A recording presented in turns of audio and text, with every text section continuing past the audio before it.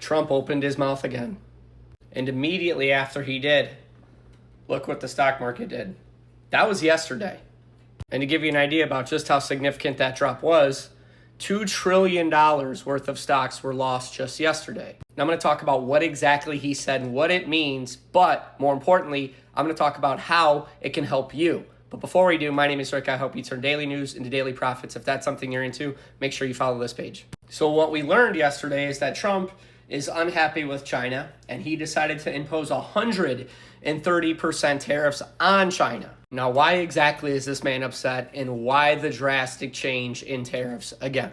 Well, the United States and China have been in a trade deal discussion for the past 2 months, and China seems to be unwilling to accept the terms of the trade with the United States, so Donald Trump is turning up the heat. And the other thing he noted is not only are we going to put more tariffs on him, he said on November 1st, we will impose export controls on any and all critical software. So basically, he's saying we're going to make sure you can't get our computer chips since you want them so bad. But the other reason why he's putting the tariffs on is because we, the United States, need rare earth materials in order to make those very same chips that China wants. But China is reducing how much they're willing to send us. So since we're saying, hey, we want to get these materials from you, and China's saying we don't want to give them to you, Trump's like, okay, fine, then you can't have our chips.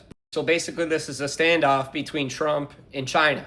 China wants our chips, we want the rare earth materials. They don't want to give us the rare earth materials, so we're saying we don't want to give you the chips then. And now you get tariffs. Unfortunately, we, investors, lose money in the stock market. I told you I was here to help you turn this into a positive situation, so what is it?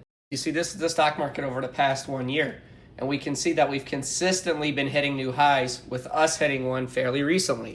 When I, as an investor, see a giant dip like this and know that $2 trillion was lost in the stock market in a single day, I get excited, because if investors just lost $2 trillion in the stock market, but we've been hitting new all-time highs consistently, what's the likelihood that that $2 trillion is going to flood back into the market? Probably a pretty solid bet, given the dip here, and then the recovery, then the dip here, and then the recovery, and then, oh, we have a dip here. That we'll probably see a recovery on.